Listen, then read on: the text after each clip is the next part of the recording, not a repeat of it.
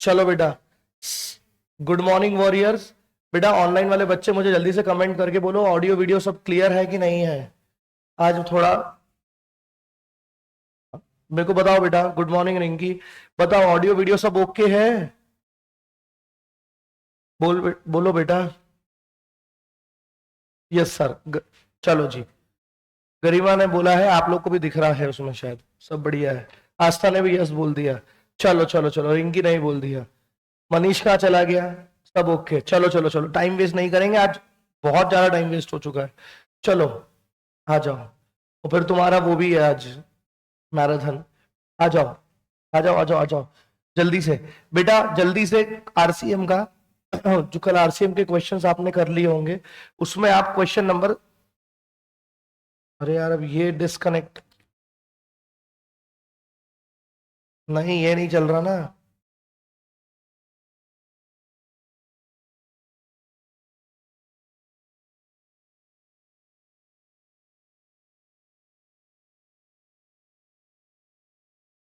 चौबीस को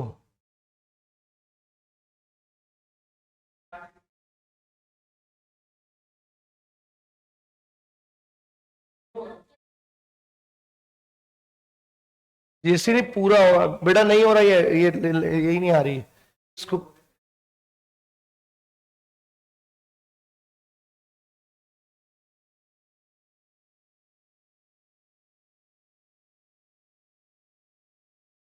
मेरे को डीटी का इतनी चिंता नहीं, डीटी में तो भी अपने क्वेश्चन क्लास में करे थे, इसकी बहुत चिंता है। अब आ जाएगा।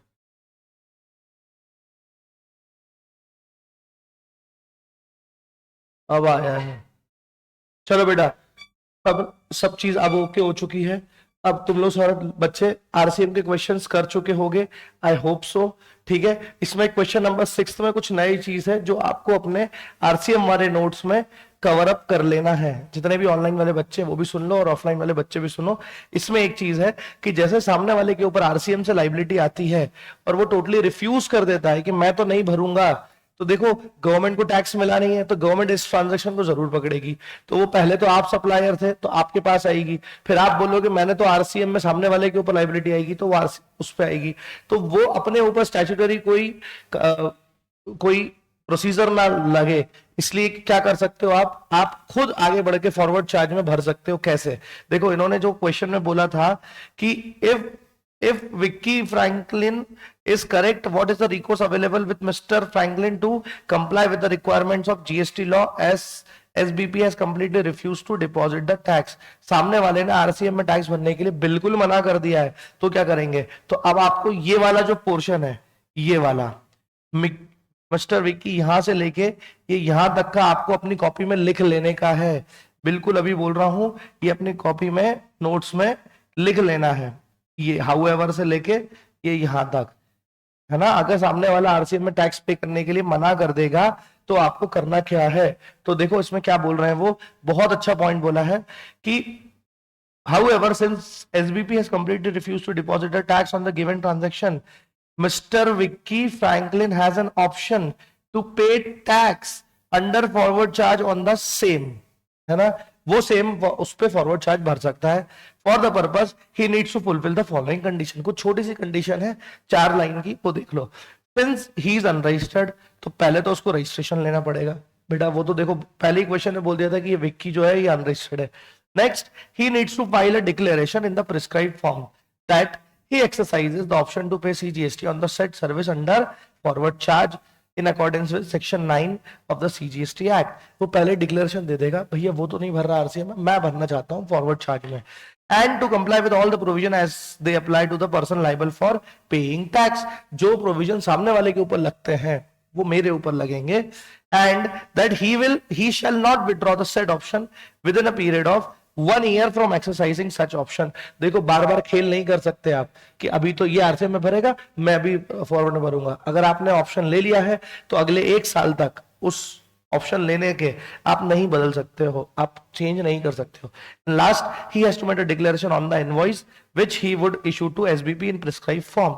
ठीक है, क्योंकि देखो जब आप इनवॉइस इशू करते हो जिसपे आरसीएम होता है तो उस पर सील लगाना पड़ती है कि RCM to be payable by recipient. तो यहां पर आप उसका फॉर्मेट चेंज कर दोगे, आप ये नहीं लगाओगे।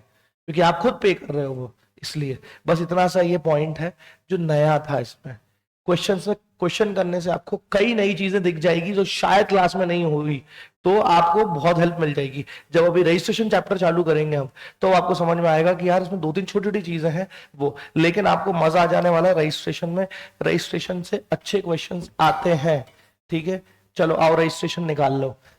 आप सभी लोग रजिस्ट्रेशन रिवाइज करके आए हैं कि नहीं आए हैं? सच बोलना, झूठ मत बोलना। ऑनलाइन वाले बच्चे क्या रजिस्ट्रेशन करके आए हो रिवाइज? जल्दी बोलो। ऑनलाइन वाले सारे बच्चे, क्या आप करके आए हैं रजिस्ट्रेशन चैप्टर रिवाइज? बोलो बेटा। हाँ, एक गरिमा का आया है। ये मनीष का चला गया, आ गया। हाँ मनीष भी है। शुभ, ऋषिका, आस्था, रिंकी, आप लोगों ने करे कि नहीं करे? You have 22 questions.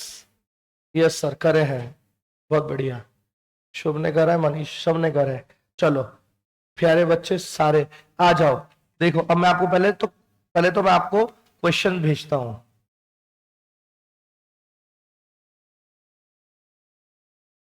Answer sheet चाहिए? आंसर शीट भेजना ना, हाँ हाँ वो भी भेज दे रहा हूँ, रुक जाओ, ले लो हाथों हाथ अभी।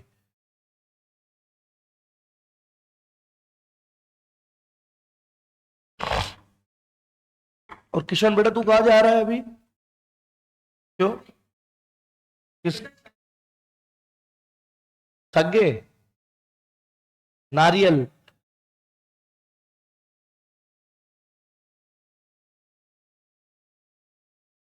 आरसीएम के आपको आंसर्स चाहिए हैं, तो ये रहे आपके आंसर्स।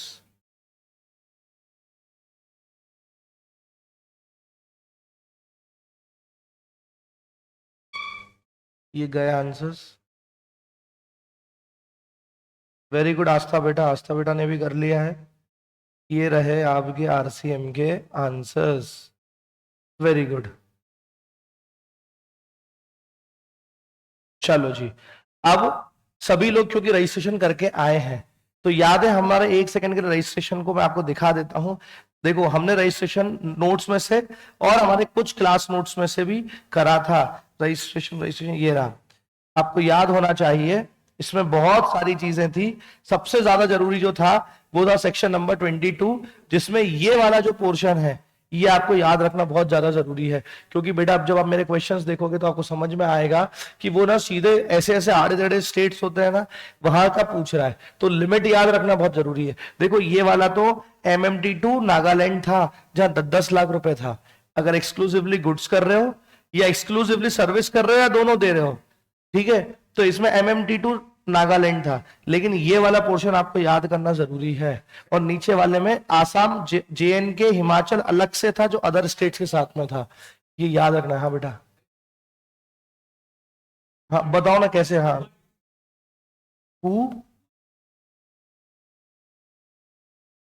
टी शर्ट, अरे वाह, वाह यार बेटा वाह, बहुत बढ़िया, बहुत बढ़िया, बहुत बढ़िया, तालियां। अरे ताली खुद के लिए बजा ले, कोई नहीं बजाएगा तेरे लिए। बनाया था क्या? अब जैसे याद हो, जैसे, बहुत बढ़िया। देखो बेटा एक मेमोरी टेक्निक दे दी है अपने बच्चों ने, बड़े टैलेंटेड बच्चे हैं। ये बोल रहे हैं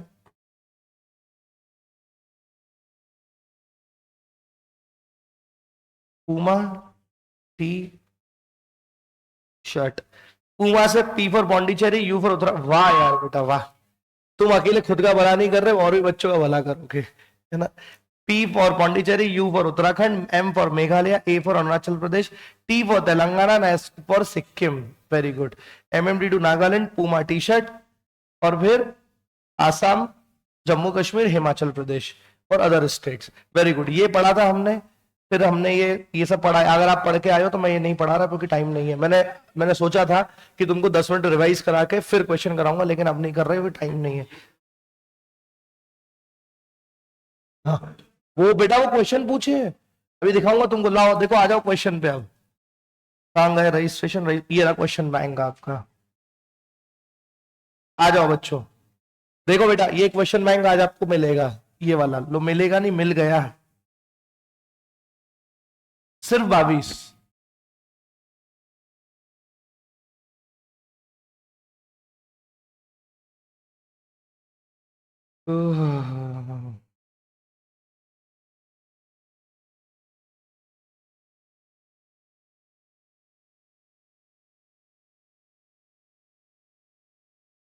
यस, 1.8 मिनट्स पर मार्क रहता है, बिल्कुल सही बोल रहा बेटा। आ जाओ, ये मैंने आपको क्वेश्चन शीट भेज दी है, लेकिन इसमें से बहुत सारे क्वेश्चन मैं आपको कराऊंगा, वो भी अभी के अभी। ठीक है, चलो। हाँ, ये करेंगे ना, इसको देखते ना, रुको तो सही है अब जरा।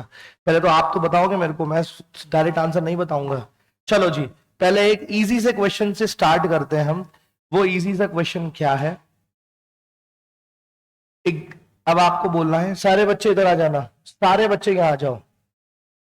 Examine whether the supplier of goods, सीधी बात क्या बोल रहा है इधर बेटा, ए इटी, इधर, इधर आओ बेटा, इधर आ जाओ।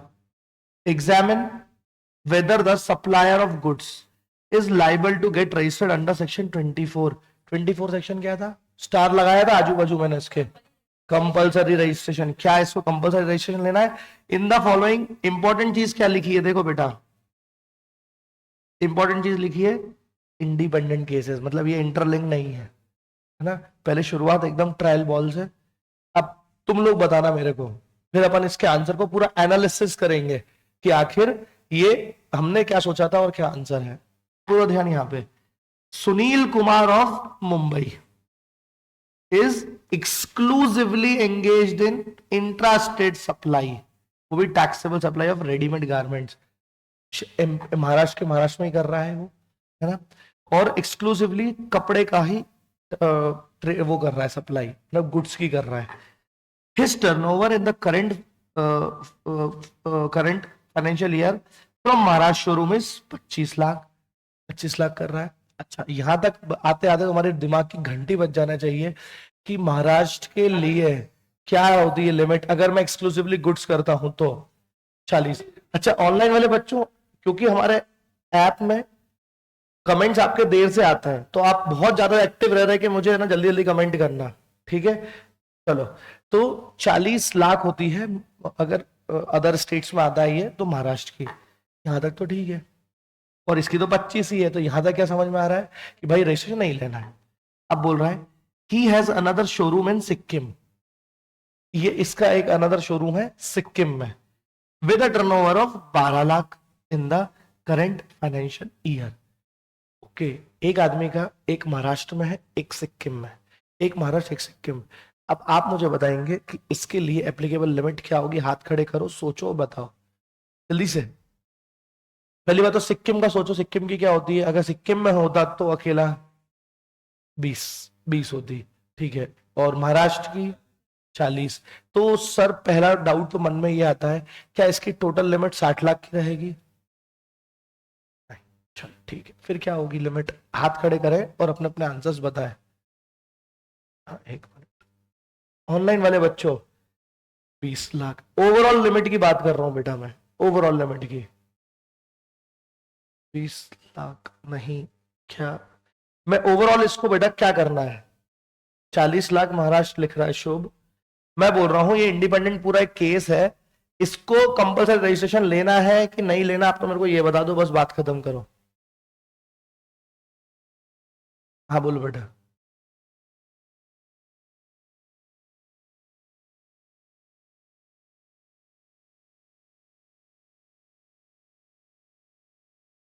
नहीं है, एक का आंसर है लायबल है, नहीं है रजिस्ट्रेशन के लिए। एक मिनट, सबके आंसर अलग अलग हो सकते हैं, तुम क्या बोल रहे हो? यही बोल रहे हो same to same Babar Azam? तो हाँ, क्या, जल्दी बोलो, जल्दी बोलो। हाँ, हाँ, हाँ,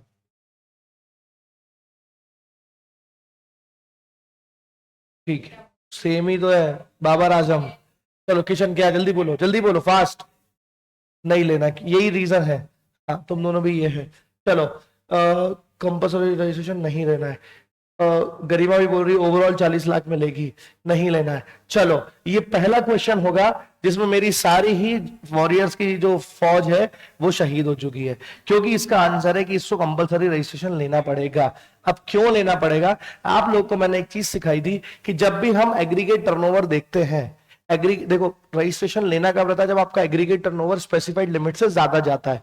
सारी बात अब यहां ध्यान रखो, एग्रीगेट टर्नओवर स्पेसिफाइड लिमिट से ज्यादा ले जाता है।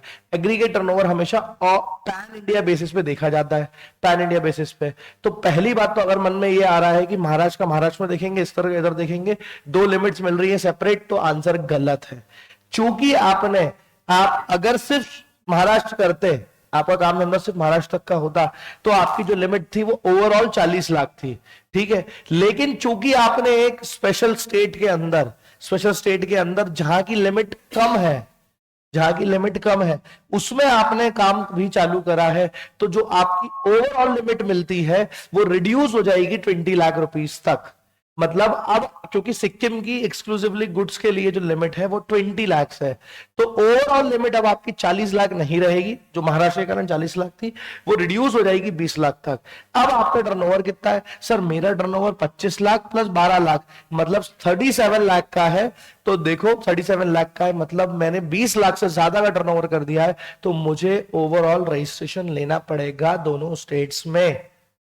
अच्छा देखो कितने स्मार्ट है एग्जामिनर। तुम अगर एक चीज और लगाते, अगर कोई बच्चा ये सोचता कि 40 लाख अगर वो पकड़ता, जैसे एक बच्चे ने यहां किसी ने बोला है कि 40 लाख लिमिट है ओवरऑल, है ना, तो वो क्या करता, इन दोनों को अगर दिमाग लगा के प्लस भी कर लेता तो कितना आता, 37 लाख, फिर भी वो बोलता रजिस्ट्रेशन नहीं है। तुम जहां सोचना खत्म करते हो वहां से इंस्टीट्यूट सोचना चालू करती है। वो पहले ही इमेजिन कर लेती कि तुम क्या गलत कर सकते हो। मतलब जैसे वो ताकिशीस कैसल में वो एक गेम होता था, आपको बॉल लेके यहां से यहां ट्रैवल करना, यहां से वो शूट करते थे, उनको पता है कहां से तुम कहां गिरोगे, तो वहां वो पॉइंट्स डालते हैं। देखो कितना स्मार्ट है वो, 25 और 12 जानबूझ के करा था कि टोटल भी 37 लाख ही है, तो ओवरऑल भी अगर कोई बच्चा 40 लाख की लिमिट लगा देगा वो भी गलत हो जाएगा। क्लियर है। देखो अब ये तो समझ ले सर प्रोविजन, अच्छा हुआ गलती करी, सोचो कितनी ब्लंडर करके आते अगर ये क्वेश्चंस नहीं होंगे तो। अब आओ सर इस चीज पे कि आप तो सर मेरे को ये बता दो इसके आंसर्स का है, आप तो मेरे को ये बता दो सर कि इसको प्रेजेंट करेंगे कैसे। नहीं दिखेगा, दिख भी जाएगा बेटा तो कोई मतलब वो नहीं है। चलो पहले एक काम करो, ठीक है वो सही बोल रहा है, सेकंड वाला भी कर लो। तो जल्दी से बताओ, केशव पान भंडार और Varanasi UP is exclusively engage in interest, ये होल्ड पे बेटा भी इसका आंसर है ना। देखो आंसर जो मैंने बता दिया वो तो सही है, इधर स्पेशल इसलिए ऐसा हुआ। हाँ बेटा गरिमा, स्पेशल स्टेट में आपने कर दिया ना। हाँ अगर यदि इन स्पेशल स्टेट के अलावा दूसरा कोई होता जिसमें 40 लाख की लिमिट ही होती तो आपकी ओवरऑल लिमिट 40 लाख रहती, लेकिन अगर आपने स्पेशल स्टेट में कर दिया तो आपकी लिमिट जो है वो रिड्यूस हो जाती है। ये बात ध्यान रख, ठीक है, बहुत बढ़िया। चलो पहले ये वाले को होल्ड पे रखो, अभी इसका कैसे आंसर देखना हम पूरा एनालिसिस करेंगे। ये पढ़ लो, केशव पान भंडार Varanasi UP is exclusively engage in intrastate supply of पान मसाला। बार बार ये इंट्रास्टेट क्यों लिख रहा है, जरा तुम्हारा और नॉलेज टेस्ट करूं। यस शाबाश, वेरी गुड। अच्छा इंटरस्टेट सप्लाई ऑफ सर्विस करूं तो, अब बोल।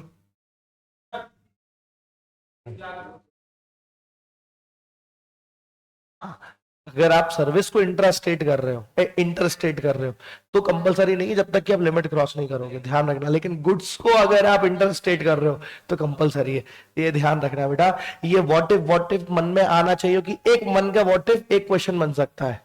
चलो, केशव पान भंडार Varanasi is exclusively engaged in interstate supply of पान मसाला, his aggregate turnover in the financial year is 39 lakh. देखो बेटा सीधा गुड्स की बात कर रहा है, एग्रीगेट टर्नओवर गुड्स की बात कर रहा है, और यूपी तो नॉर्मल स्टेट है, स्पेशल स्टेट नहीं है, तो क्या इधर 40 लाख लगेगी और नहीं होगा, क्या होगा इधर। वेरी गुड सर, ये वो स्पेशल आइटम्स है जिससे सरकार को काफी दिक्कत है। आइसक्रीम खाऊंगी, कश्मीर जाऊंगी, वहां जाके पान मसाला खाऊंगी, ईंटें उठाऊंगी, वो सब आपने देखा हुआ है, ये आगे का बना दिया। समझ में आया क्या? वो याद रखना, आइसक्रीम खाऊंगी, कश्मीर जाऊंगी, कश्मीर तो नहीं मतलब घूमने जाऊंगी, और वहां पर पान मसाला खाऊंगी, पान मसाला खाने के बाद वो ब्रिक्स व्रिक्स उठाऊंगी, क्योंकि वो लेबर जो होती देखना, वो लोग भी मस्त यहाँ गुटखा फंसा के फिर ईंटें उठाते हैं। ऐसे याद कर लेना उस चीज को। हाँ सेम है। चलो बहुत बढ़िया, समझ में आया। अब आ जाओ सर आंसर कैसे करते हैं। देखो देखो, ये इतने से मैंने कितना बढ़िया आंसर लिख के दिया है। अब मेरी बात ध्यान से सुनो, कैसे राइटिंग कर लिखनी है। देखो क्या लिखते हैं वो, द एग्रीगेट एनुअल टर्नओवर। मैंने एग्रीगेट टर्नओवर बोला, वो भी गलत वर्ड है, आपको लिखना है एग्रीगेट एनुअल टर्नओवर, क्योंकि बड़ा साल का देखते हैं अपन, है ना। Aggregate annual turnover for for GST limit, for turnover limit for GST registration in case of intrastate supply of goods. देखो यहाँ जानबूझ के इनने भी क्यों इंटरस्टेट लिखा, क्योंकि इंटरस्टेट पे तो क्या हो जाता है बेटा, क्या हो जाता है, आपको कंपलसरी लेना पड़ जाता है। In the state of Maharashtra is 40 lakhs and interstate supply of goods in the state of Sikkim is 20 lakhs। पहले उन्होंने क्या कर दिया, दोनों की लिमिट्स बता दी कि सर एग्रीगेट एनुअल टर्नओवर अगर महाराष्ट्र में होता तो इतना होता, सिक्किम में होता तो इतना होता है। लेकिन देखो यहाँ कितना अच्छा लिखना है बेटा, इधर ध्यान दे मत, फोन फोन बिल्कुल साइड रख दो। However since Sunil Kumar is engaged in supplying ready-made garments from state of Maharashtra and देखो वर्ड लगा दिया हमने, special category state that is Sikkim. Special category states हैं ये, एमएमटी टू नागालैंड और पूमा का टी शर्ट, याद रखना। The threshold limit get reduce to ₹20 lakhs। thus Sunil Kumar is liable to get registered in both the states under GST. देखो यहाँ registration में ऐसा नहीं लिखोगे he needs to get registered. ओ भैया कहाँ रजिस्टर्ड, मेरे घर में नहीं, एमपी में, महाराष्ट्र में और सिक्किम दोनों में लेना पड़ेगा, क्योंकि आपका पैन इंडिया बेसिस पे आपकी लिमिट क्रॉस हो चुकी है। फिर under GST as aggregate annual turnover is 37।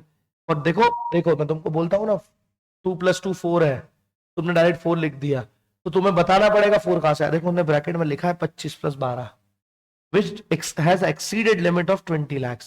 ये खत्म। तो देखो ज्यादा दिमाग क्यों नहीं लगाया, ज्यादा बहुत सारा क्यों नहीं लिखा, कितने नंबर का क्वेश्चन था ये, 3 नंबर का। अब तुम इसमें एक पेज भर भी दोगे तो कोई सेंस नहीं निकलेगा, टाइम वेस्ट करोगे। समझ में आया? चलो केशव पान भंडार वाला तो आपको पता है कि इस एंगेज इन सप्लाई ऑफ पान मसाला, इसके लिए इसकी लिमिट रिड्यूस 20 लाख है और इसका एक्चुअल 39 है, तो उसको रजिस्ट्रेशन लेना पड़ेगा। बोलो बेटा, इतना बारीकी से यहाँ क्लास में क्वेश्चन कराने का सिर्फ ये मतलब है कि आप गलतियां देखो कहाँ कहाँ कर सकते हो, प्रेजेंट करने में क्या क्या गलतियां कर सकते हो, वो ये चीज कहीं नहीं मालूम पड़ना आपको। क्लियर है? एनुअल टर्नओवर लिखना है, aggregated annual turnover, not aggregate turnover, क्योंकि हम पढ़ते हैं क्या है, एग्रीगेट टर्नओवर जो है उसकी लिमिट एग्रीगेटेड एनुअल टर्नओवर। वहां इंट्रा स्टेट की एक्सक्लूसिवली सप्लाई है तो इंट्रा स्टेट वर्ड लिखोगे आप। समझ में आ रहा है?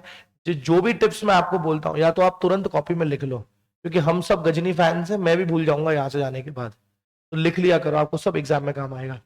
चलो वेरी गुड बेटा। चलो ऑनलाइन वाले रिकॉर्डिंग चालू है ना?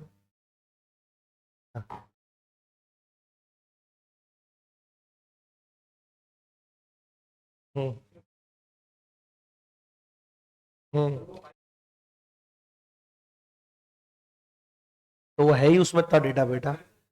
हाँ वही डेटा है बेटा, ऐसा देखो तुम लोग ये हटा दो, ये ना एमपी बोर्ड या सीबीएसई का नहीं है कि 16 मार्क का ऐसे है तो 16 पेज लिखना पड़ेंगे, प्रोविजन पूरा कंप्लीट हो जाए। अब उसको कंप्लीट करने के लिए भी आप शॉर्ट में भी कर सकते हो और लॉन्ग में भी कर सकते हो, क्योंकि 5 नंबर का है तो उन्होंने प्रॉपर इलॉबरेट करके दे दिया है। इसमें भी कोई स्टैंडर्ड नहीं है, नहीं तो तुम मुझसे पूछो सर हम 3 नंबर में कितने पेज लिखे, 5 में नहीं, प्रोविजन पूरा हो जाना चाहिए। लेकिन ओवर शॉर्टकट मत मानना, अगर 4 या 5 नंबर का क्वेश्चन है और 3 या 2 नंबर का क्वेश्चन है तो फिर एकदम भी बड़ा बड़ा मत लिखना, उसको शॉर्ट में लिखना। देखो इन्होंने कितने स्मार्टली कर दिया, दोनों की टर्नओवर लिमिट बता दी, बोल दिया अब ये रिड्यूस हो जाएगा, और फिर बोला कि इसलिए डायरेक्ट लिख दिया कि इसको रजिस्ट्रेशन लेना पड़ेगा क्योंकि इसकी ओवरऑल लिमिट 37 लाख हो चुकी है, और 25 + 12 कर दिया, बस बात खत्म। पॉइंट बोलते ना, पॉइंट की बात करो, तो ये पॉइंट में आंसर दे दिया उसने सीधे। चलो नेक्स्ट, ये जो सेकंड नंबर का क्वेश्चन है मैं आपको पहले ही बोल रहा हूं, ये जो सेकंड नंबर का क्वेश्चन है ये गलती से इनवॉइस चैप्टर का आ चुका है। नहीं नहीं, पढ़ कर लेना, पढ़ चुके हैं हम। ई इनवॉइस आपको कब लेने की जरूरत नहीं है, मैंने आपको एक लिमिट पढ़ाई थी, लिखवाई भी थी नोट्स में, आपके नोट्स देखोगे तो दिखेगा। तो इस क्वेश्चन को कर लेना, कोई बड़ी बात नहीं है। ये इजी क्वेश्चन, मैं हर क्वेश्चन नहीं कराऊंगा, इजी इजी वाले। अब आ जाओ आप थर्ड क्वेश्चन पे। सारे बच्चे ध्यान रखाओ, ऑनलाइन वाले बच्चे बिल्कुल मेरी तरफ ध्यान होना चाहिए आपका। अभी सिर्फ मैं ही मैं हूं, तू ही तू हर जगह, है ना। हाँ, चलो आ जाओ, अब ध्यान से पढ़ो मेरे साथ question. Aryan and son is an unregistered dealer of taxable supplies in Delhi. पहली बात तो दिल्ली बोल दिया, मतलब नॉर्मल स्टेट। अनरजिस्टर्ड डीलर है तो मतलब डीलर ही अनरजिस्टर्ड है। On September 10 24 aggregate turnover of Aryan son exceeds 20 lakhs। ठीक है, क्या कर रहा है, 20 लाख क्रॉस कर गया है 10 सितंबर 24 को। The form applied for registration on सितंबर 27। अब पहले तुम्हारे दिमाग में एक चीज और आ रही होगी, सर 40 लाख की लिमिट थी तो इन्होंने 20 क्यों लिख दिया। पर सुनो, क्या इन्होंने तुम्हें ये बताया यहाँ पे कि ये जो टैक्सेबल सप्लाई कर रहा है वो गुड्स की कर रहा है कि सर्विस की कर रहा है। पहला मन में डाउट एज ए स्टूडेंट। फिर क्या करना है, जब उनने बोला ही है कि 20 लाख एक्सीड कर दी है, मतलब ये अजम्पशन है कि ये सर्विस दे रहा होगा। क्योंकि बेटा अगर अगर गुड्स का सप्लायर होता और वो बोले कि 20 लाख क्रॉस हो गया तो हो गया, वो फिर अप्लाई क्यों करता। और यहां क्या लिखा है, वॉलेंटरी रजिस्ट्रेशन है। ये मैं व्हाट इफ आपको सिर्फ इसलिए सिखा रहा हूं कि आपके मन में क्लैरिटी हो कि क्या क्या चीजें बन सकती हैं केसेस में, है ना। देखो तो क्या बोल रहे हैं, 10 सितंबर को क्रॉस करा और अप्लाई कर दिया 27 सितंबर को, और उसको रजिस्ट्रेशन मिल गया 1/24 को। तुम्हें मेरे पढ़ाते वक्त ये याद आना चाहिए, ये कुछ पढ़ा था हमने ईसीजी टाइप का, बस बस बस। ठीक है, तो अब बोल रहे हैं 1 अक्टूबर को उसको रजिस्ट्रेशन सर्टिफिकेट मिल गया है, तो you are required to advise Aryan sons as to what is the effective date of registration and it has also sorted your advice regarding the period of issuance of revised tax invoices. ये काफी अच्छा वाला question है। तो ये पूछ रहा है कि इफेक्टिव डेट ऑफ रजिस्ट्रेशन क्या है, और दूसरा बोल रहा है कि वो भाई रिवाइज करना पड़ता है क्या, कुछ अपन ने सीखा है क्या रिवाइज करना। हाँ, तो अब पहले मेरे को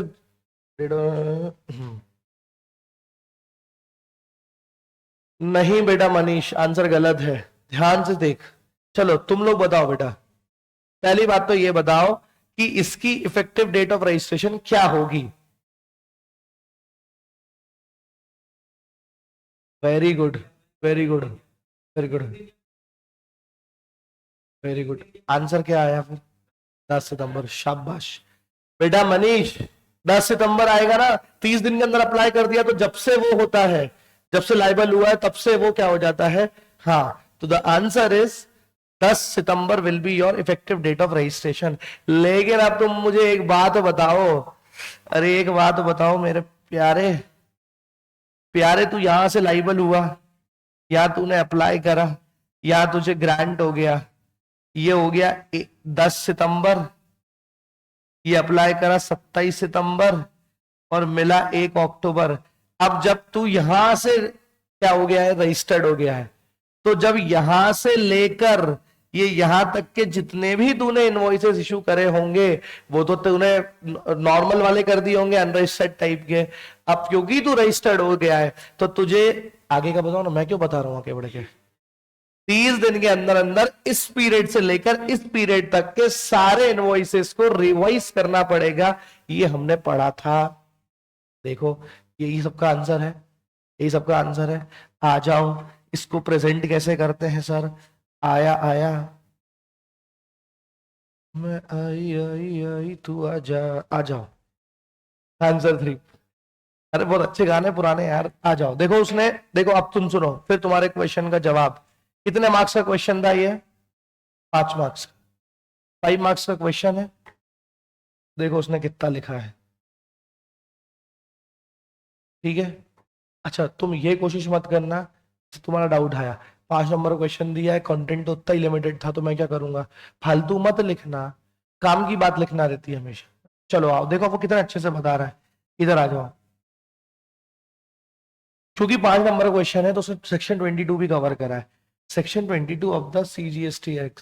वेरी गुड बेटा। सर मुझे लगा कि वॉलंटरी रजिस्ट्रेशन नहीं बेटा, मैंने बताया ना वॉलंटरी क्यों होगा, उसने जब साफ बोल दिया कि 20 लाख एक्सीड हो गया है, मतलब अजम्पशन है ये सर्विसेज दे रहा है, सर्विसेज दे रहा है 20 लाख का, तभी तो अप्लाई कर रहा है।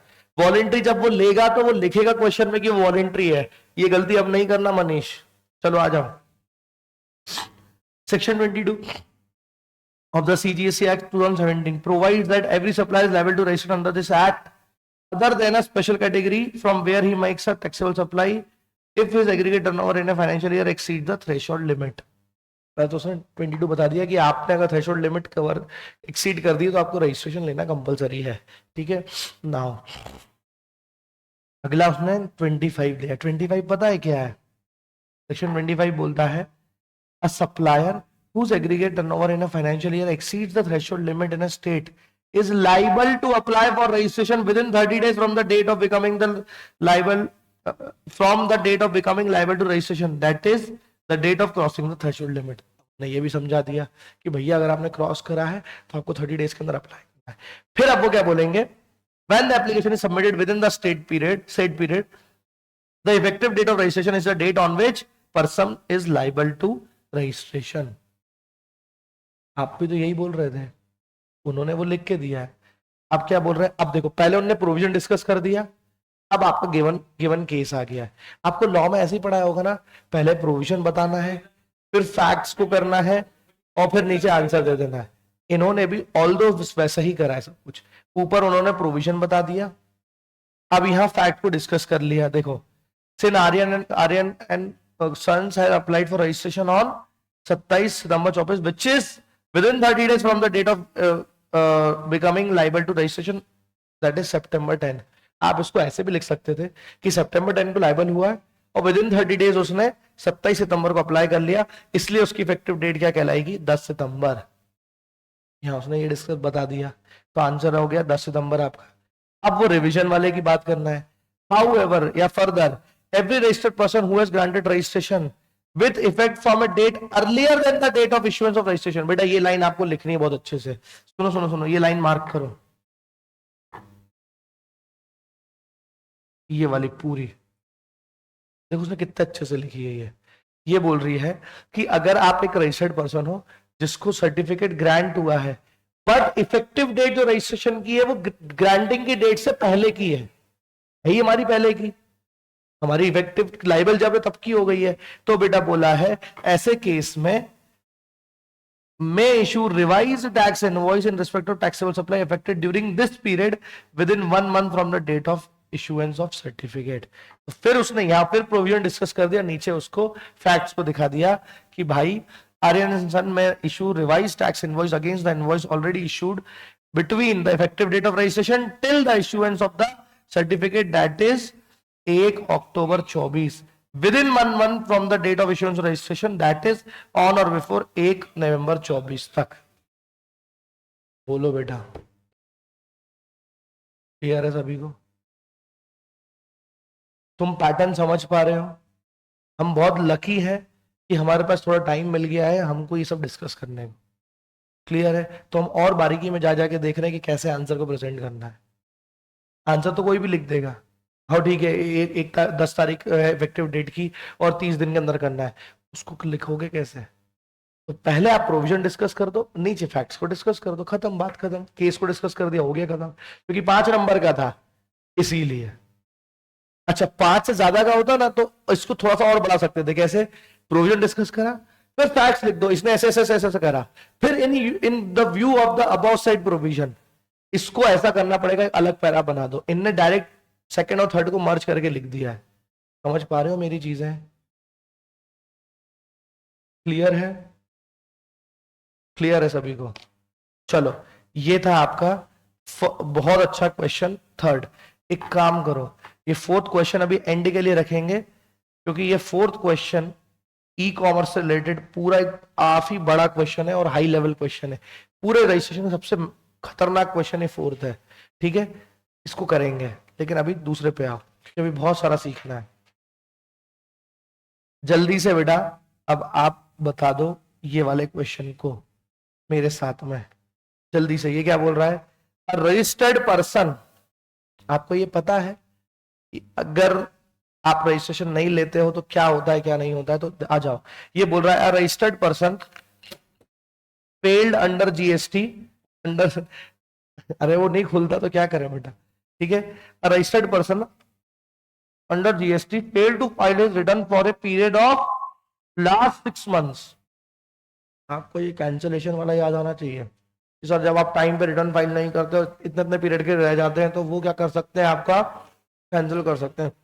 कैंसिलेशन में भी दो थी, एक कैंसिलेशन में दो फ्लो चार्ट बनाए थे, एक बाय सुओ मोटो करते हो आप खुद, और प्रॉपर ऑफिसर खुद करता है। तो ये प्रॉपर ऑफिसर वाली लिस्ट में था। याद आ रहा है कि नहीं आ रहा, कर दे इसका रहा होगा तो देखो।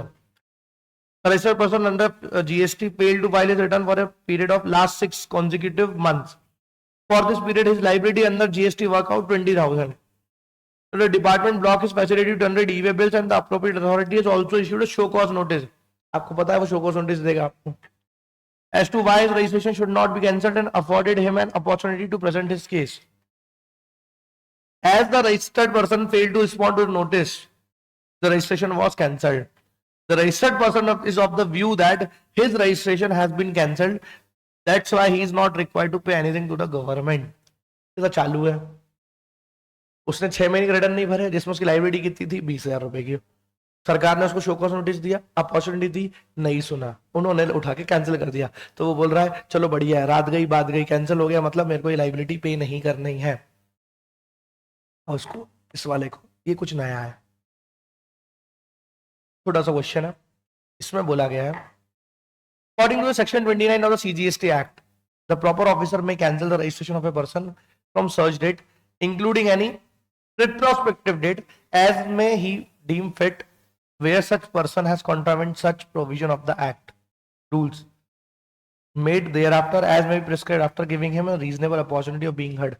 हमेशा ध्यान रखना, चाहे डीटी हो चाहे ईडीटी हो, जो ऑफिसर होता है जब आप पे कोई भी केस करता है, कुछ भी करता है, कोई भी एक्शन लेता है, आपको अपॉर्चुनिटी ऑफ बीइंग हर्ड जरूर देता है। तो never ever forget to quote this. ऐसा नहीं होता तेरे आ गए, तेरे दर पे हम चले आए और तेरा रजिस्ट्रेशन कैंसिल, आज से तू अनरजिस्टर्ड, योगी जी से नाम चेंज कर दिया, ऐसा नहीं होता। क्लियर है बेटा? आंसर्स नहीं लिखो, आंसर्स नहीं लिखो, नहीं नहीं नहीं लिखो आंसर्स, मैं आपको शीट दूंगा कल, आपको पहले खुद लिखना पड़ेगा। जो मैं डिस्कस करा रहा हूं वो ठीक है, बाकी नहीं करना। आ जाओ चलो। तो क्या बोल रहा है, the section further provide the cancellation of the registration under this act shall not effect this liability. ये तो तुम्हें भी पता होगा, लाइबिलिटी नहीं जाएगी इससे, to pay tax and other dues under this act prior to the date of cancellation, whether or not such tax or other are determined before or after date of cancellation. However, in this case, the dealer has to pay 20,000 along with interest to the government. Simple है, cancellation होने से आपकी liability foregone नहीं होगी, with interest आपको भरना पड़ेगा। इतना सा ये था।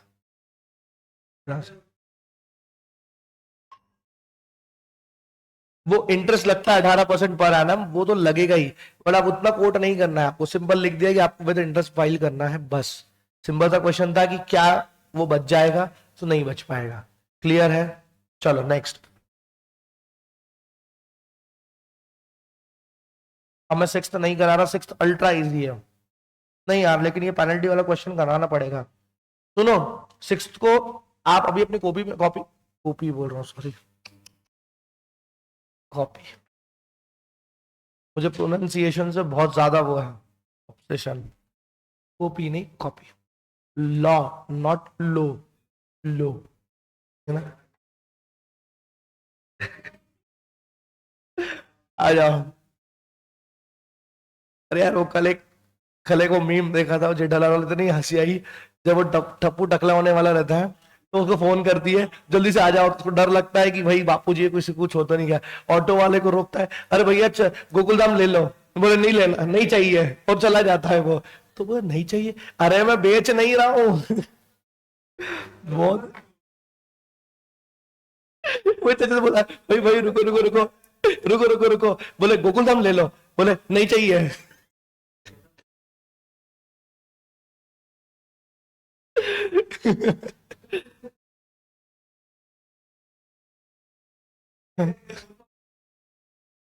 मालूम वाला बहुत यार। आ जाओ, आंसर 6। एक क्वेश्चन तो बढ़ाओ सर, आंसर पे आ गए। नहीं छोटा सा है ये, तुमको अपने नोट्स में नोट डाउन करना पड़ेगा। क्या, या मैंने लिखवाया भी होगा, मुझे ध्यान नहीं है। देखो, आपने दीपक गर्ग ने क्या करा है, सप्लाई ऑफ गुड्स करी with in the state of Rajasthan from December 1 24। उसका टर्नओवर एक्सीड हो गया 40 लाख से। कब? जनवरी 25। एक देखो 30 1 दिसंबर तक क्या था, उसने स्टार्ट करा था बिजनेस 1 दिसंबर से, और उसकी टर्नओवर कब क्रॉस हो गई है? 25 जनवरी को, 40 लाख। उसने लेकिन रजिस्ट्रेशन के लिए अप्लाई नहीं कराया। Determine the amount of penalty, ये अमाउंट ऑफ पेनल्टी वाला पॉइंट है, कितना पेनल्टी लगेगा। If any that may be impose on Deepak Garg under CGST on March 31 if tax on the set period on account of failure is 8,000। 2 number का question है, पर ये याद रखने क्वेश्चन है, आगे सिमिलर क्वेश्चन दिए हैं इसके।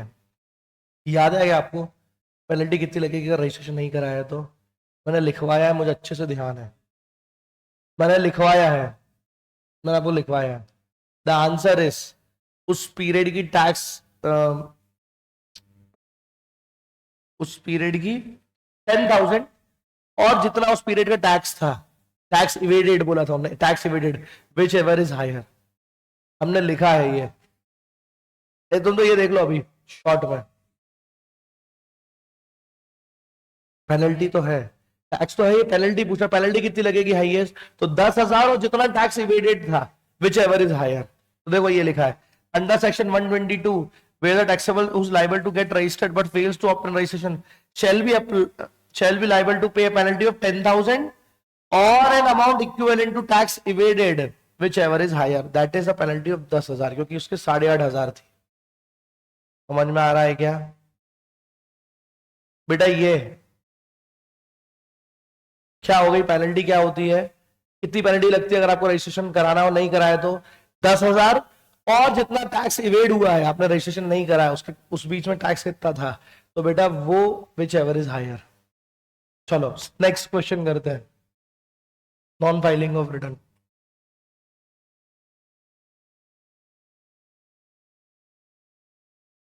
7th भी आप कर लेंगे, बहुत इजी है। 8th भी आप कर लेंगे।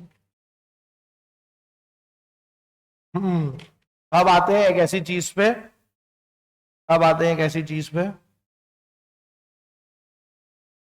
जो है छोटी सी, लेकिन हमको ये नोट करना पड़ेगी हमारी नोटबुक में। क्वेश्चन नंबर 9 को भी लिख लो, क्वेश्चन नंबर 9 मार्क कर लो। ये NRDP वाले पॉइंट आप अपनी कॉपी में इनकॉर्पोरेट कर लेने का है। मैं आपको भेजूंगा ना कल शीट, कल करना है, आज नहीं करना। आज तो क्वेश्चन सॉल्व करना है, इसको मत करना 6th को, आप 6th को मत करना, जो मैंने करा दी वो वैसे भी नहीं करोगे आप। जो 6th वाला है ना, मैं जो क्वेश्चन नहीं, मैं जो क्वेश्चन बोल रहा हूँ इसको मत करना आप, क्योंकि इसको तो मैं आपको आंसर शीट में दूंगा। ये पूरा प्रोविजन है, कुछ भी नहीं है, ये प्रोविजन समझ लो NRDP का। NRDP याद है ना सबको? वो फिरंगी जो इंडिया आता है और बिजनेस करता है कुछ टाइम पीरियड के लिए। वेरी गुड, वेरी गुड, बस वही है, वही वही सब है, लेकिन ये प्योर पूरा थियोरिटिकल है, इसलिए ये आप मत भले करना, मेरे आंसर शीट से इसको अपनी कॉपी में इनकॉर्पोरेट करना। सर आपने मार्क क्यों करवाया? मार्क इसलिए कराया है कि आप कॉपी में इनकॉर्पोरेट कर लो इस चीज को। आ जाओ, ये बोल रहे हैं कि क्या प्रोविजन है NRDP से रिलेटेड, तो देखो आ जाओ, ये रहा the various provisions and features related no. एक काम करो, सुनो, इसका फोटो ले लो, तो ये आप लिख ही लेना आज ही कॉपी में, क्योंकि आज ही सॉल्व करोगे रजिस्ट्रेशन, कल कहाँ रजिस्ट्रेशन उठाओगे। इसका फोटो क्लिक कर लो, एक कोई अच्छे से फोटो क्लिक कर दो। हाँ छोटा कर रहा हूं, नहीं बेटा पूरे मत करो, 2 पार्ट में कर लेना। ये ऐसे में देख पाओगे क्या?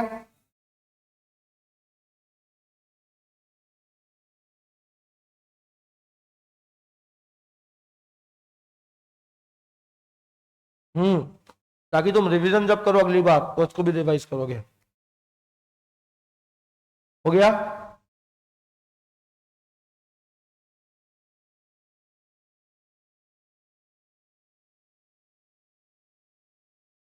विच एवर इज पसंद बाय यू। चलो आ जाओ, आ जाओ, क्या प्रोविजन है NRDP से रिलेटेड, तो देखो आ जाओ, इधर आ जाओ बेटा, सारा ध्यान यहाँ पे प्लीज बेटा, आज टाइम आज बहुत, फिर मेरे को, फिर मैं शांत शांति। दुष्यंत सर बोलते हैं सर शांति।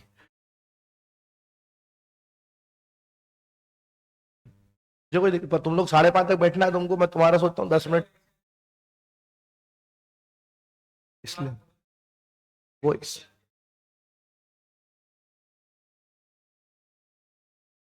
चलो चलो चलो सर आप ग्रुप में भेज देना, क्योंकि हम स्क्रीनशॉट नहीं ले सकते। वाह बेटा, भेज दिया है बच्चे ने। तुम लोग टैक्स डीजेसी वाले ग्रुप में ज्वाइन होना बेटा। मनीष, गरिमा, वंश, शुभ, ऋषिका, रिंकी, जो लोग भी टैक्स डीजेसी वाले ग्रुप में नहीं है व्हाट्सएप के, वो किशन राठौर जो अपना स्टूडेंट है उसको आप मैसेज कर देना कि मेरे को ज्वाइन कर लो, यही नाम है ना, किशन भैया को आप मैसेज कर देना तो ये आपको ज्वाइन कर लेंगे, इसमें ये आपको मिल जाएगा। ठीक है बेटा? यस सर, ऐड है। ठीक है किशन से, मेरे को मेरी मनपसंद मूवी में से एक याद आती, नो एंट्री। साले तेरे को पूरी दुनिया में छोड़ के यही शहर, यही होटल मिला था, आप मेरे को बता के आए थे। बोले कौन किसकी बीवी है। बहुत गजब मूवी यार, फरदीन खान, मेरे को फरदीन खान बहुत गजब लगा था उस पिक्चर में। चलो आओ, एनआरडीपी रजिस्ट्रेशन इनको मैंडेटरी होता है, ये आपको पता है। और रजिस्ट्रेशन एटलीस्ट 5 दिन पहले, बिफोर कमेंसमेंट ऑफ बिजनेस आपको लेना है, ये आपको याद था। अगला, ये इंपॉर्टेंट पॉइंट है, the certificate of registration issued to a non-resident taxable person shall be valid for a period specified in the application for registration or 90 days from the effective date of registration whichever is earlier। तो क्या सीखा आपने, जितने दिन के लिए मांगा वो, या 90 days which ever is earlier, मतलब मैक्सिमम 90 दिन तक का ही आपको रजिस्ट्रेशन मिल सकता है। वेरी गुड, आ गया वो आगे, शाबाश। फिर आगे क्या बोल रहा है, such person shall make taxable supplies only after the issuance of the certificate registration. The proper officer on sufficient cause being shown by the said taxable person extend the said period of 90 days by a further of not exceeding 90 days। तो ऐसी चीज को लिखना चाहिए आपको ऐसे, 90 + 90 ऐसे, तो आपको इससे ये दिखेगा 90 + 90, 90 है मैक्सिमम, और 90 दिन आप एक्सटेंड करा सकते हो। और आगे क्या बोल रहे हैं, NRTP shall at the time of submission or application for registration make an, आपको मैंने बताया था क्लास में, इनको बेचारों को एडवांस में पेमेंट करना पड़ता है, देखो वो लिख दिया, makes an advance deposit of tax in an amount equivalent to the estimated tax liability of such person for a period of which registration is short. जितने दिन का रजिस्ट्रेशन लिया उतने दिन में तुम कितना एस्टिमेटेड धंधा करोगे उसका टैक्स जमा करो हमको एडवांस में। ओए ये पहली बार नहीं सुन रहे हो, ऐसे मत देखो मेरे को, ऐसे मुझे ना देखो, है ना, टैक्स पढ़ा दूंगा ऐसा।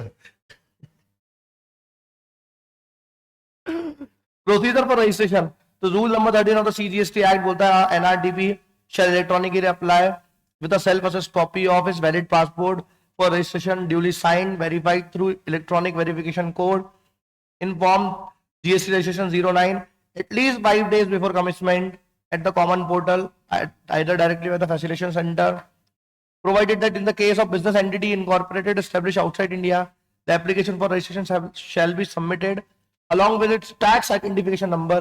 बेटा जब भी हम एनआर वेनआर के भी रिटर्न फाइल करते हैं ना, तो वहां का टैक्स आइडेंटिफिकेशन नंबर लगता है बाहर की कंट्री का, और unique number on the basis of which entity is identified by the government of that country और इट्स नंबर इफ अवेलेबल। बस इतनी सी चीज थी, ये मैंने इसलिए डिस्कस कर लिया कि एनआरटीपी को पे ये प्रोविजन है, बाई चांस तुमको एनआरटीपी पे कुछ आ जाए तो ये इसमें सब कवर हो गया।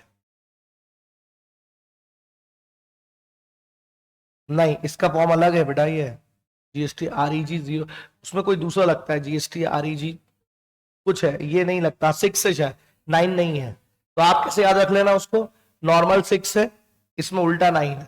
ठीक है, आ जाओ के बाद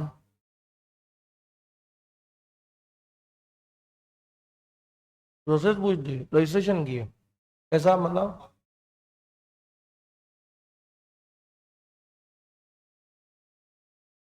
हाँ नहीं, वो आपको ऐसे लिखना पड़ेगा ना कि आपने इतने दिन के अंदर ये करा, फिर प्रॉपर ऑफिसर के पास जाएगा, अगर उसको क्लैरिफिकेशन लगा तो वो विद इन 7 डेज आपको बोलेगा, आपने अगर 7 डेज के अंदर रिप्लाई नहीं करा तो वो फिर कैंसिल भी कर सकता है। वो सारा प्रोसीजर आपको लिखना पड़ेगा।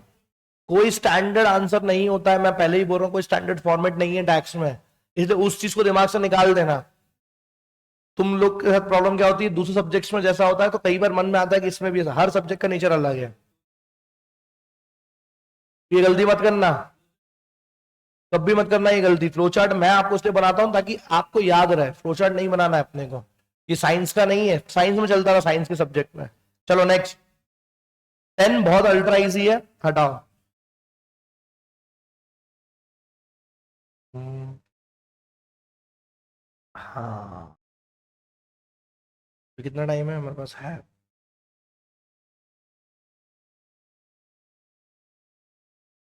वो कर चुके हैं अपन, वो छोड़ो।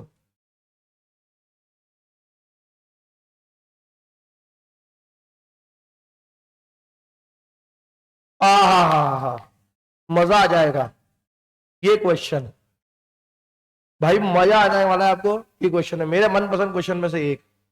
आ जाओ पढ़ते हैं, सारा ध्यान बेटा। किशन का नंबर नहीं है मेरे पास, किशन भैया, नहीं एक मिनट, कल मैंने एक नया फीचर देखा था, तो इससे नहीं।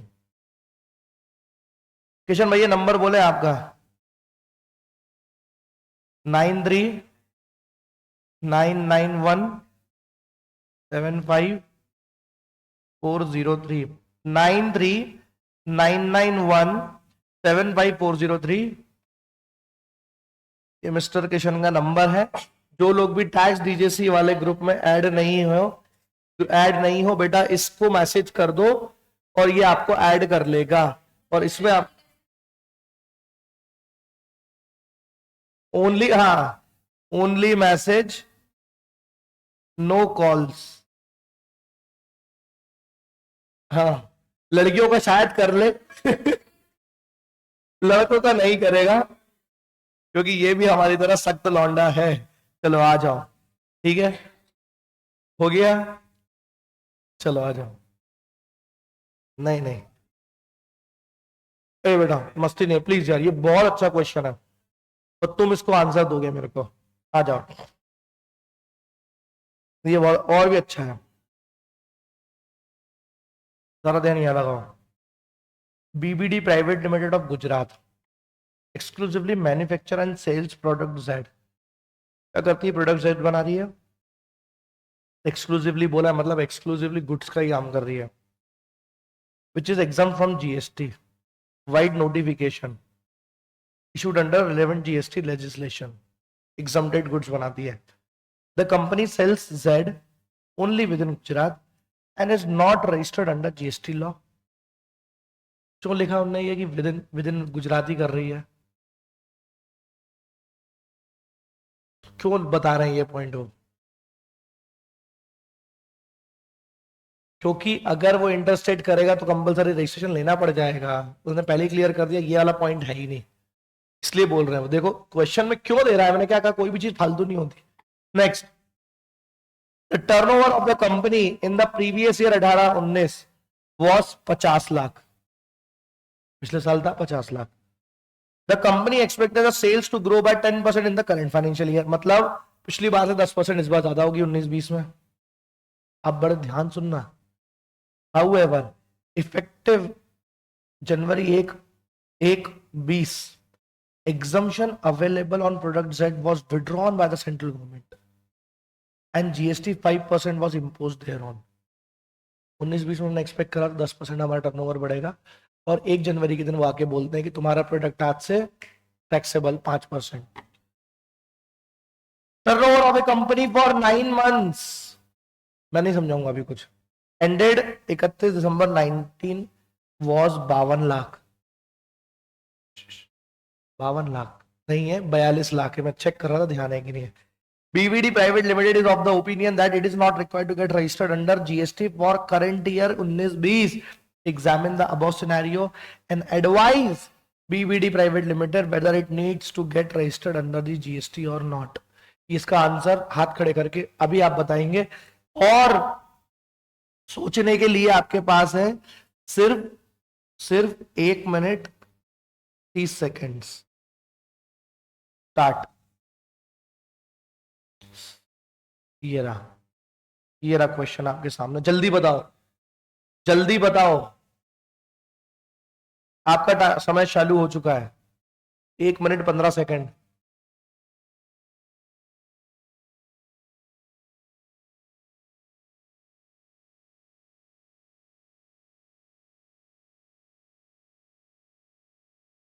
एक मिनट है ना, सोच लो, फिर हाथ खड़े करना।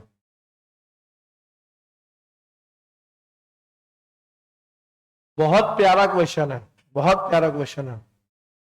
जो आप गलती कर सकते हो ये वो क्वेश्चन है। ऑनलाइन वाले जल्दी बताओ बेटा, 1 मिनट बचा है, 40 सेकंड बचे हैं।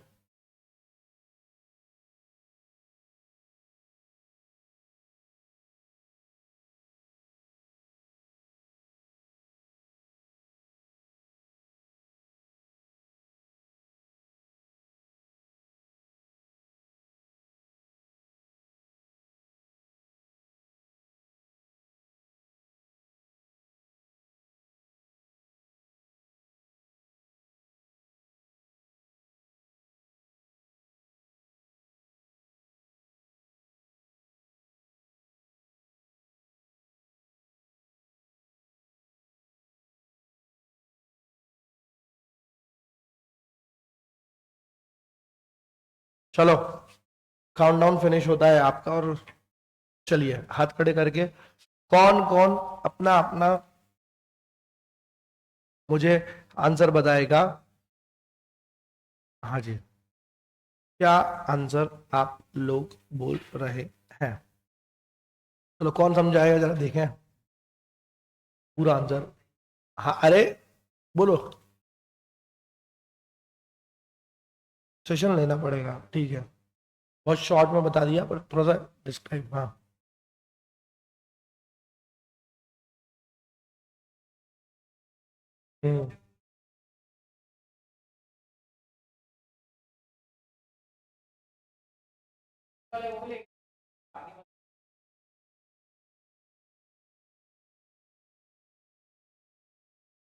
रीजन और बताओ, रीजन अभी भी मिस है कहीं?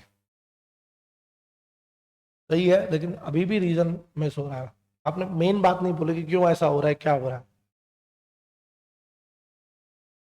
क्या हो रहा है, आंसर दो।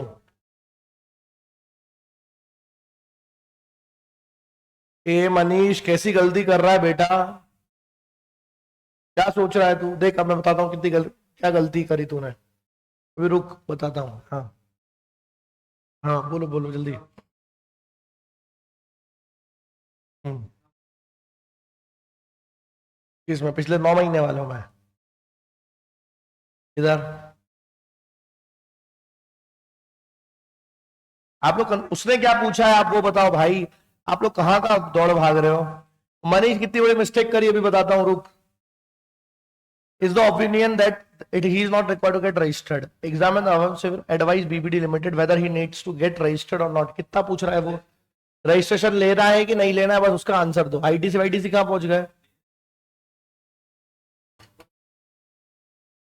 अच्छा, यही आंसर है सबका?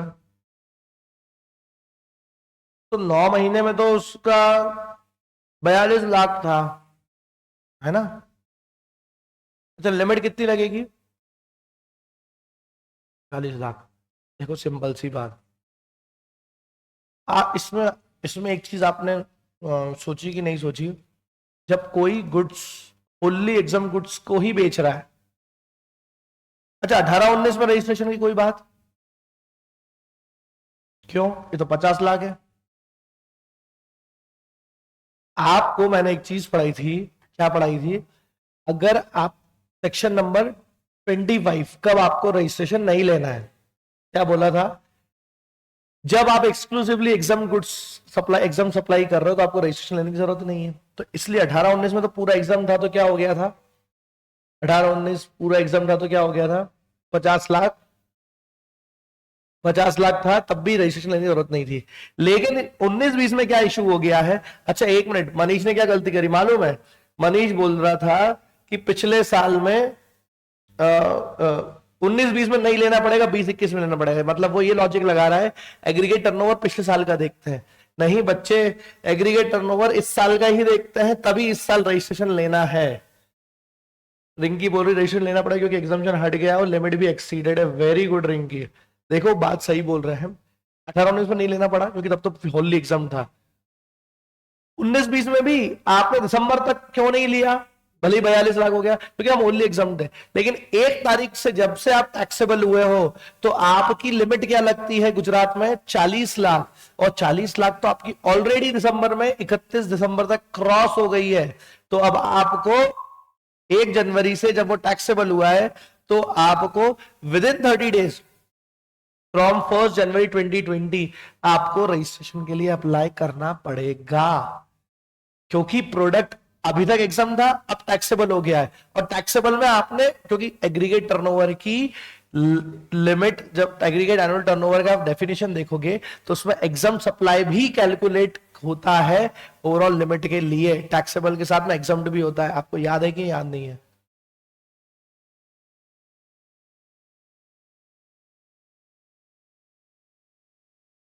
जब से मैं रजिस्ट्रेशन हुआ मिलेगा बेटा मेरे को। अच्छा 1 जनवरी से मैं लाइबल फॉर रजिस्ट्रेशन हो गया। विद इन 30 डेज अगर अप्लाई कर दिया तो मैं रजिस्टर्ड कहां से माना जाऊंगा? 1 जनवरी से। तो मेरे को जो टैक्स का झंझट है वो कहां से लेना पड़ेगा? 1 जनवरी से। बाकी 42 लाख के टर्नओवर पे कुछ नहीं होगा, लेकिन एक छोटी सी चीज होगी।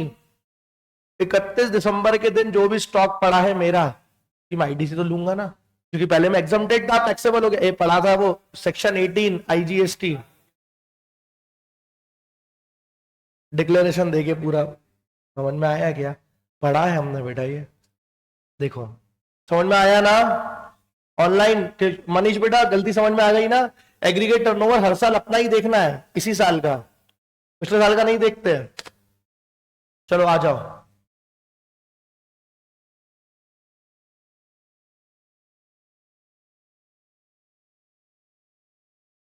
ये देखो, और supplier exclusively engage in intrastate supply of goods, threshold limit to obtain is 40 lakh. However देखो यहाँ इनने लिख दिया, पहले तो नहीं बता रहे 40 लाख के ऊपर क्रॉस करोगे तो रजिस्ट्रेशन लेना पड़ेगा, लेकिन चूंकि ये एग्जाम सप्लाई कर रहा था। However, person exclusively engaged in the business of supplying goods or service that are not liable to tax or wholly exempt is not liable for registration. Registration के लिए liable नहीं है। Clear? चलो ठीक है।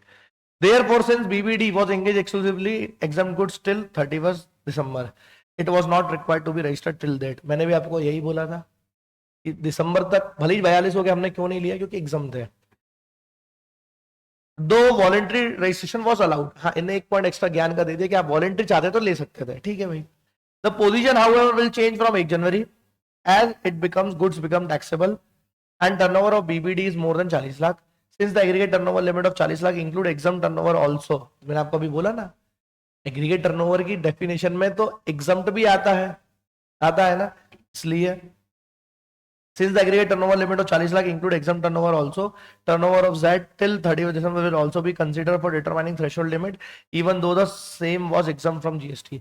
Therefore, BBD is required to registered within 30 days from 1 जनवरी 2020। बोलो जी। हाँ बढ़िया क्वेश्चन।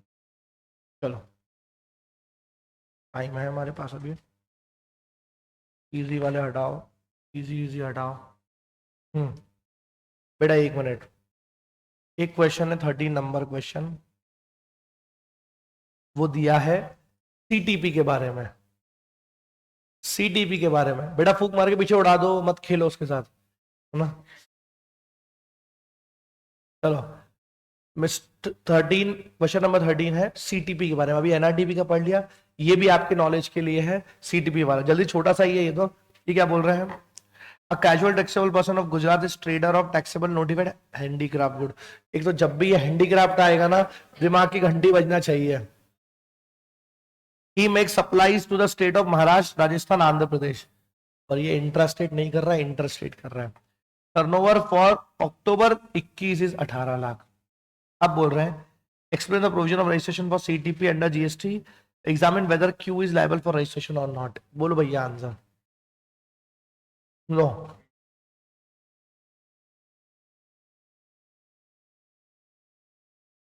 आ जाओ,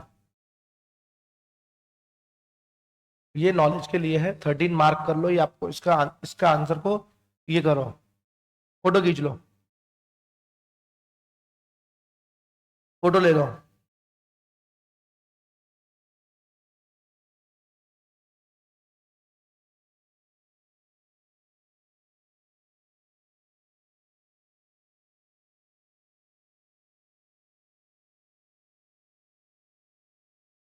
ठीक है, आओ, क्या बोल रहा है वो, CTP is required to obtain compulsory registration, ये तो आपको पता ही है। इसको कंपल्सरी रजिस्ट्रेशन लेना है irrespective of the quantum of aggregate turnover. However, ये तुम्हारा वाला पॉइंट जो तुमने बोला, however threshold limit of 20 lakh और 10 lakh in case of special category states is available for registration to CTP who is making interstate supply of notified handicraft goods and handicraft handmade goods। वैसे तो CTP के लिए कोई limit ही नहीं है, आप अगर सीटीपी हो तो आपको कंपल्सरी रजिस्ट्रेशन लेना है।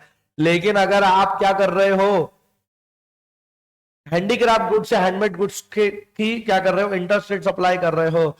और दूसरा is availing the benefit of exemption for registration available to interstate of above mention up to 20 lakh and has obtained PAN, has generated e-way bill.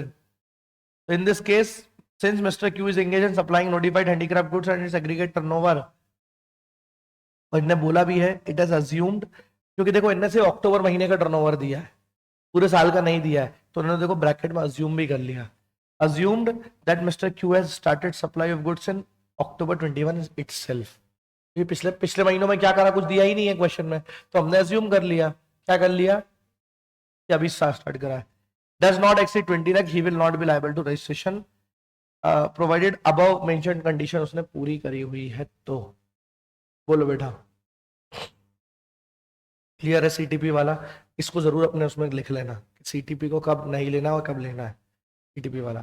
चलो एक आखिरी छोटा सा और बता दो, what will be the answer, what will be the answer if Q makes trading in taxable notified goods instead of taxable notified handicraft goods which involves 75% on making of machine and 25% on hand। तो इसके लिए बोला है in this case Q is engaged in trading on notified products which are predominantly made by machine। तो वो handmade माना जाएगा क्या? 75% तो मशीन से बन रहा है, 25% हाथ से बन रहा है, तो he will not be eligible for exemption from registration and he needs to take compulsory registration। Handmade में आप लिख लेना, आपने शायद नहीं लिखा है, हैंडमेड में प्रीडोमिनेंटली हैंड से होना चाहिए। आप 75% मशीन से करो, 25% हाथ से करो, बोल रहे मेरे को जीएसटी लेने की जरूरत नहीं है, तो आंसर गलत है। तो प्रीडोमिनेंटली हैंड से हुआ ना फिर। बोलो जी। अरे लोग बोलते हैं कि मैंने ना, हम तो घर पे पिज्जा बना लेते हैं। कैसे बनाते हो घर पे पिज्जा? बाहर का पिज्जा बेस, बाहर का सॉस, बाहर का चीज और बाहर की सब्जियां लाके घर पे हम बना लेते। तो हमने हैंडमेड पिज्जा बनाया, होममेड पिज्जा बनाया। होममेड है क्या वो? प्रीडोमिनेंटली बेटा, कैसे 50 के ऊपर होगा तो प्रीडोमिनेंटली की लो, तो नहीं होगा बेटा। उनको इतने मजे नहीं लेना बेटा आपके।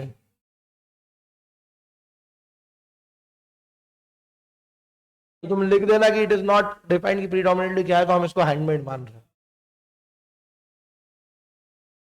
चलो ये भी हो गया, ये भी हो गया।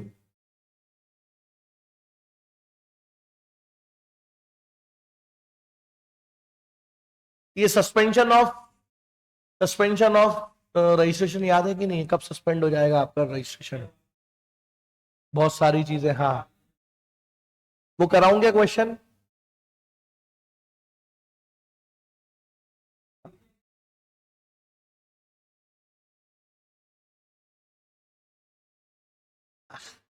बेटा चल जाएगा, बट अच्छा एक काम करो, सुनो सुनो सुनो सुनो, एक मिनट।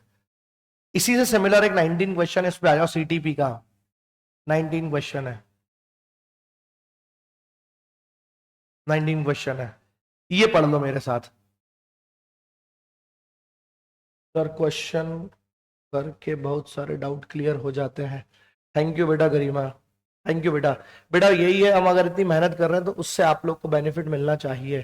क्वेश्चन देखो बेटा, कितना भी पढ़ लो, मैंने क्लास में पहले भी बोला है, किसी से भी पढ़ लो, कितना भी पढ़ लो, जमाने भर का डेटा अवेलेबल है पूरे नेट पे, लेकिन जब तक आप क्वेश्चंस पे हाथ नहीं जमाओगे तब तक समझ में नहीं आएगा। इसलिए दिसंबर आप लोग के लिए मैंने पहले ही बता दिया है, आप करेंगे रिवाइज एंड करेंगे scanner solve, revise plus scanner, revise plus scanner only बेटा, ठीक है। और दिसंबर के लिए एक टिप और है, दिसंबर में अगर तुमने खबरदार स्टॉप वॉच लगा के नहीं करा है,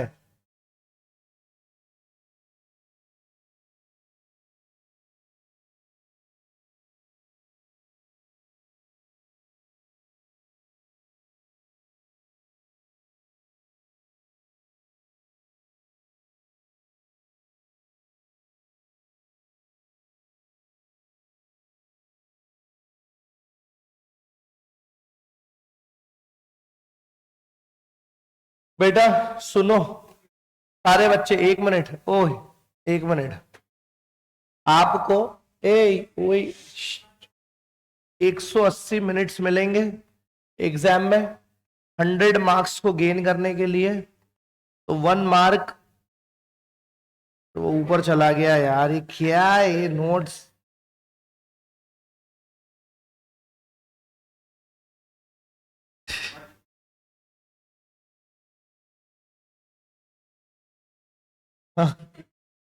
भाई साहब ये घोड़बंदर कहाँ पड़ता है? ठीक है पहुंच जाऊंगी 2 मिनट में। हाँ बेटा टीचर्स डे भी आया था। हाँ हाँ मैं भी तो करूंगा, मैंने लैंड के लिए रखा था, तुमने सरप्राइज हटा दिया मेरा, बागबान वाली कहानी हो गई।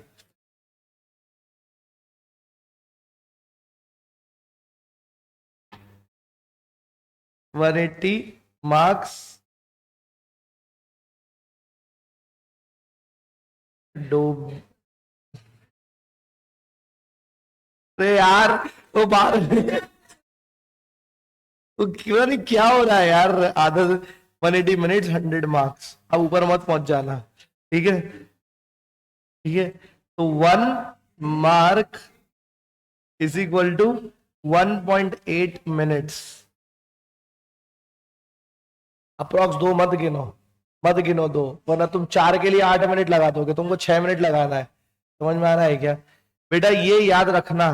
तो अब जब आप क्या करोगे, जब आप दिसंबर में, जब आप सिर्फ पूरा आपको अकेला कोई क्लास वास सब खत्म हो जाएगी, आपको स्टॉप वॉच लगाकर क्वेश्चन सॉल्व करना है। स्कैनर में लिखा रहता है ये क्वेश्चन कितने मार्क्स का था, समझ में आ रहा है क्या, कितने मार्क्स का था, आपको minute by minute stop watch लगा के करना है, वरना मैं आपको लिख के दे देता हूं, आपका पेपर सॉल्व होगा ही नहीं पूरा।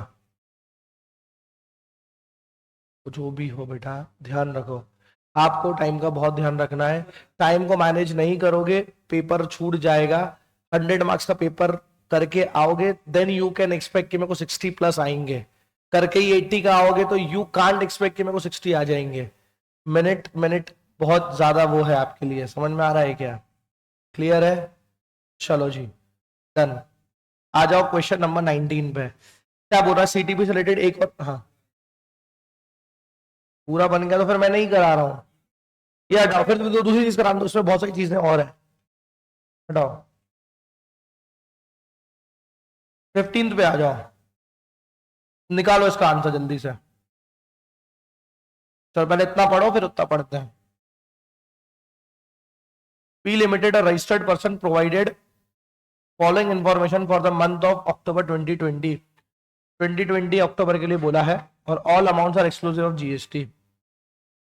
Interstate supply 8, interstate exempt outward supply है 4, turnover of exported goods 20 lakh, payment of IGST 1 20, CGST SDST 45,000 each, payment of custom duty on export 40,000, और payment made for availing GTA services 3 lakh, और बोल रहा है जीटीए पे आपको रिवर्स चार्ज पे करना है।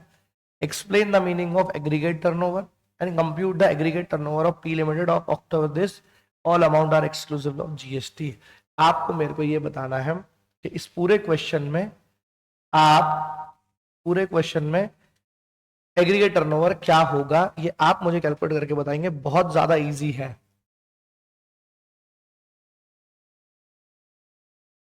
हाँ हो तुम हो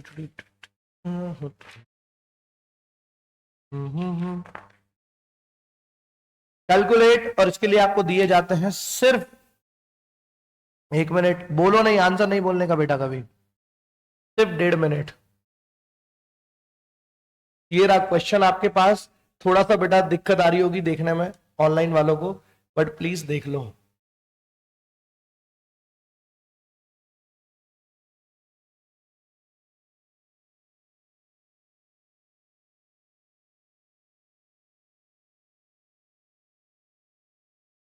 करो कैलकुलेट करो भाई, 1 मिनट बचा है।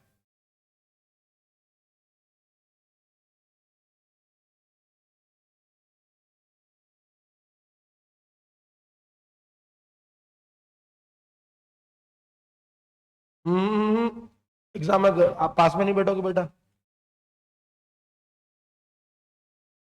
ऑनलाइन वाले जल्दी एग्रीगेट टर्नओवर निकालो।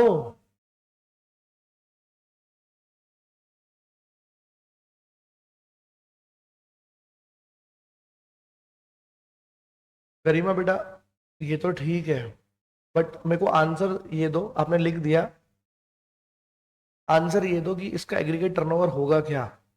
एंड आई बेट कि आप सभी मिस्टेक करोगे इसमें, तभी ये क्वेश्चन करा रहा हूं मैं।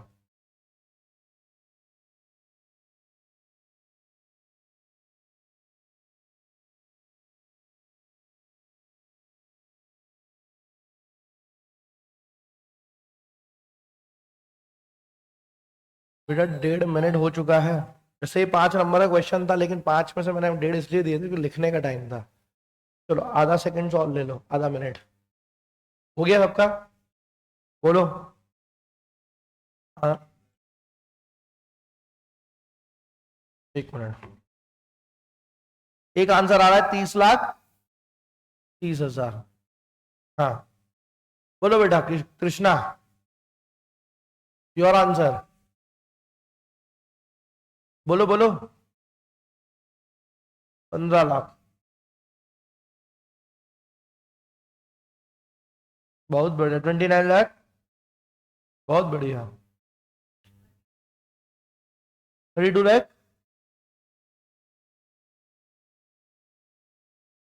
2950।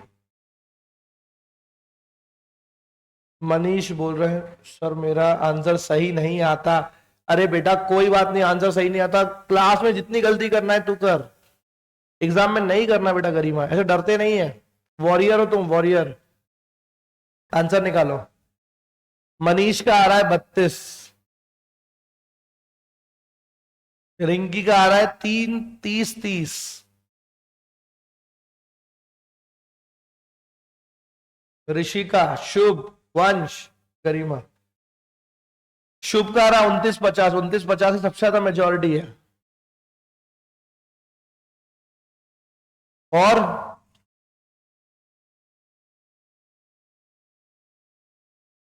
निकालो बेटा, क्वेश्चन कराने के पीछे लॉजिक ही है। चलो पहले आओ स्ट्राइक द ऑड को खेलते हैं। 15 लाख तो पूरी तरीके से गलत।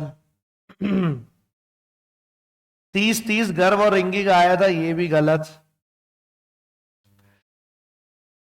29,50 की मेजोरिटी थी, 29,50 भी गलत।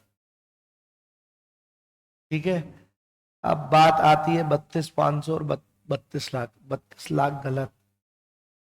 अब बात करते हैं क्या 32,50 है, ये एकदम क्लोज था, पर ये भी गलत। तो सर फिर क्या होगा? आओ। नहीं गरिमा बेटा 29,50 नहीं है। देखो तुम लोग कितनी मिस्टेक कर रहे हो, देखो छोटी छोटी सी मिस्टेक। आ जाओ देखो, एग्रीगेट टर्नओवर की डेफिनेशन होती क्या है ये आप मेरे को बताएं। ट्रांजैक्शन वैल्यू, एग्रीगेट टर्नओवर उसकी डेफिनेशन क्या है, उनने पूछा है क्वेश्चन में, कंप्यूट द, नहीं, explain the meaning of aggregate turnover. हाँ जी, बताएं, जल्दी, तुम्हारा टाइम हो रहा है। मुझे एग्रीगेट टर्नओवर की डेफिनेशन नहीं पता। हम्म,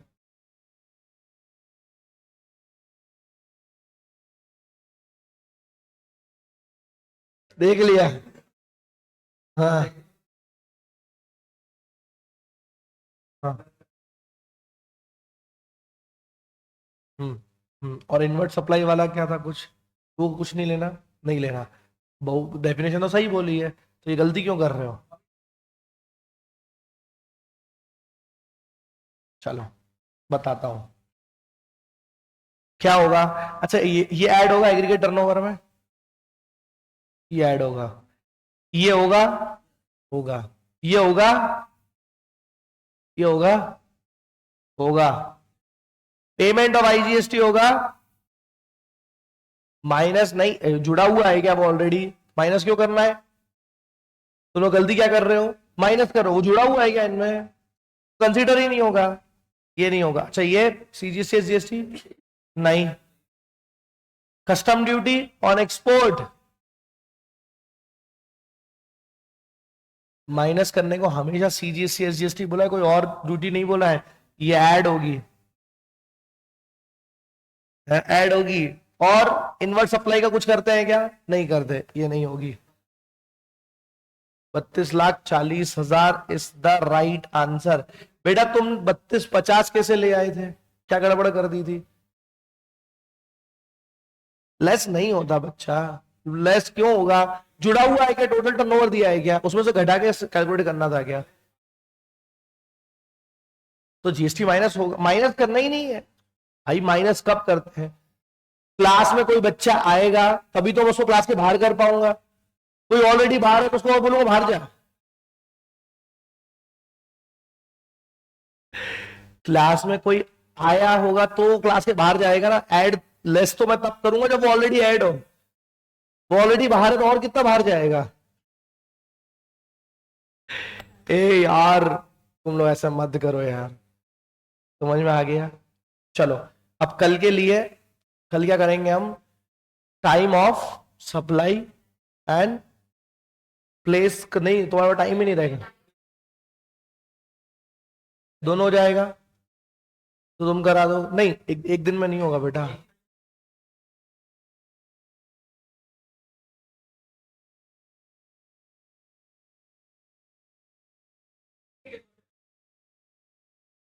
ज्यादा है, ज्यादा होंगे, बोलो जल्दी बोलो, एक मिनट और बच्चों से पूछ लेते हैं। बेटा टाइम ऑफ सप्लाई और प्लेस ऑफ सप्लाई दोनों साथ में करना है कि अलग अलग करना चाहोगे, जल्दी बताओ। 30 नवंबर तक का टाइम आपके पास है, आप जैसा बोलेंगे, मेरे को कोई इशू नहीं है। अब मैं सिर्फ आज का बैड लक ही खराब है, सारे आंसर गलत है बेटा, कोई बात नहीं, गलती करोगे, उलझोगे तभी तो सुलझोगे, आ जाओगे, कोई बात नहीं। जल्दी बताओ, कल time of supply place of supply दोनों के क्वेश्चंस करना है कि सिर्फ एक के करना है? एक काम करते रहने दो, एक के कर लेते हैं, एक के कर लेते हैं। कंपोजिशन ये सब तो बेटा मिसलेनियस, अगर तुमको शीट भी दे दूंगा मैं, तुम कर लोगे, उनमें तो टेंशन नहीं है, मेन मेन यही टॉपिक है। एक काम करें, सुनो बेटा, क्योंकि time of supply place of supply में क्वेश्चन आते हैं, कल टाइम ऑफ सप्लाई कर लेते हैं, उसके बाद प्लेस ऑफ सप्लाई, वैल्यूएशन और आईटीसी करेंगे हम, क्लियर है ना? चलो जी। हाँ, नहीं, ये रिकॉर्डेड में डाल के रखो, रिकॉर्डेड में डाल के रखो, रिकॉर्डेड वाले बच्चों को देना है अपने को, अपने वालों को। अब वो मुझे पता है, सर से मेरी बात हो गई थी, तो इसको इसको तुम रहने दो, अपने पास ही रखे रिकॉर्डेड वाले में, है ना? ठीक है बेटा, चलो, सबके लिए ठीक है। चलो, आज की क्लास होती है खत्म, और आप लोग को मैंने शीट भेज दी ना, इसकी इसकी शीट ऑलरेडी भेज दी है, ये सारे क्वेश्चन करके आना है, टाइम ऑफ सप्लाई कल पढ़ के आना है, कल कोई और टॉपिक कर लो बेटा। गरिमा इसलिए नहीं कर रहे हैं कोई और टॉपिक, क्योंकि बच्चों को इधर है time of supply, place of supply, valuation, ITC, ये 4 बचे हैं अपने, इसके लिए आईडीटी में, है ना? उसके बाद फिर हम डीटी के भी स्टार्ट करेंगे, क्योंकि बीच में एक दिन मैं छुट्टी लूंगा, है ना, इसलिए तो आपको तब आईटीसी पढ़ने का टाइम मिल जाएगा, देख लेंगे। अभी तो बेटा कल के लिए टाइम ऑफ सप्लाई है, तो प्लीज आप टाइम ऑफ सप्लाई की तैयारी करके आइएगा अच्छे से, ठीक है। चलो जी।